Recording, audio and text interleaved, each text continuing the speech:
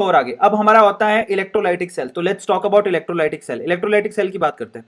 देखिए electrolytic cell में पहले ही बता चुका हूं जो कि क्या करता है। इलेक्ट्रोलाइटिक सेल बेसिकली क्या करता है, इलेक्ट्रिकल एनर्जी को किस में कन्वर्ट करता है, केमिकल एनर्जी में कन्वर्ट करता है। ठीक है, तो आपको इसके लिए एक वर्ड में याद कराता हूं। वैसे अगर आपको लोगों लोन याद था तो काम हो जाता, बट फिर भी यहां पर पैनिक शब्द याद रख लो। पैनिक का मतलब क्या होता है, पी माने पॉजिटिव, ए माने एनोड, एन माने नेगेटिव, सी माने कैथोड। याद हो गया, पॉजिटिव यहां पर एनोड होता है और नेगेटिव यहां पे कैथोड होता है। तो आपको घबराने की जरूरत नहीं है, अरविंद अरोड़ा सर आपके साथ हैं।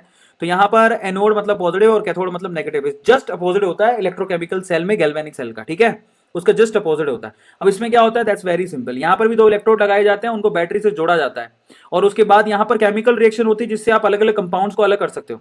ठीक है, जैसे कि मान लो नमक है, NaCl है, NaCl में सोडियम और क्लोरीन है।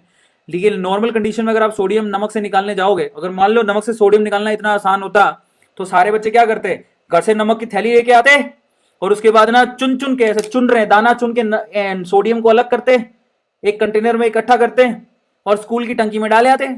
तुमको तो ऐसे लगता कि भैया ये लो जी नमक से सोडियम निकल रहा है, स्कूल से बदला लेना है, और आपको पता है कि सोडियम एक एक्टिव मेटल है, उसको पानी में डालेंगे धमाका होगा, तो नमक को पानी में डाल दो, धमाके का इंतजार करते रहना अगर सोडियम इतनी आसानी से बाहर निकलता तो।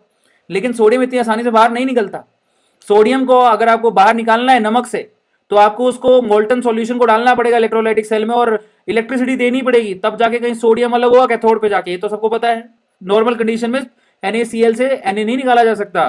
बच्चों का खेल नहीं है ये, खेल नहीं है बच्चों का जिसमें तेल निकल जाता है अच्छे अच्छों का। समझ में आया। अब यहां पर अब आते हैं इलेक्ट्रोलाइटिक सेल के लिए फेराडे महानुभाव थे जिन्होंने दो नियम दिए थे। उनका पहला नियम ये कहता है कि भैया ऐसा है, इलेक्ट्रोड पे किसी भी मेटल का या नॉन मेटल का कितना वेट मिलेगा वो डिपेंड करेगा कि भैया आपने चार्ज कितना फ्लो करवाया है, ऑब्वियसली। और जो चार्ज होता है उसको कैसे लिखते हो, I इंटू टी से। और अगर आप प्रोपोर्शनलिटी साइन हटाओगे तो W इज इक्वल टू क्या लिखेंगे हम लोग, Z इंटू क्यू, या फिर लिखते हैं Z इंटू आई इंटू टी। Z को बेसिकली क्या बोला जाता है, इसी को बोला जाता है इलेक्ट्रोवेलेंट कांस्टेंट। ठीक है, इलेक्ट्रोलाइटिक कांस्टेंट बोलते हैं Z को। अब यहां पर है ना, मैं आपसे कहता हूं छोड़ो ये सब बातें, छोड़ो कल की बातें, कल की बात पुरानी, नया फॉर्मूला बताएगा अरविंद अरोड़ा, ध्यान से देखो। बना ही नहीं, चलो। तो यहां पर है ना मोल कैलकुलेशन समझो, ये भूल जाओ इसको, फर्जी फर्जी फॉर्मूला है। अच्छा फॉर्मूला क्या है फेराडे के लॉ के लिए, आप नंबर ऑफ मोल्स कैलकुलेट करो। कैसे निकलोगे, वो कैलकुलेट करेगा करंट इनटू टाइम। ठीक है, ये ऊपर क्या लिखा है मैंने, चार्ज ही लिखा है, divide by n factor into 96500, that is the formula to calculate number of moles. ठीक है, बहुत आसान है। ऊपर मैंने चार्ज लिखा है, उसको n फैक्टर और 96500 से डिवाइड कर दिया है। मोल्स अगर निकाल लोगे तो वेट भी निकाल लोगे। वेट कैसे निकलता है, मोल्स इनटू मोलर मास। समझ में आया। वॉल्यूम भी निकाल सकते हो। वॉल्यूम कैसे निकालोगे, मोल्स इनटू 22400, ये तो आपको पता है। एसटीपी पे वॉल्यूम भी निकाल सकते हो। तो ये तरीका होता है।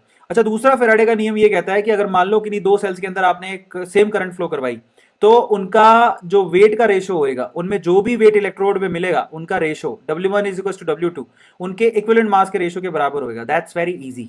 तो ये कह रहा था फेराडे का सेकंड लॉ।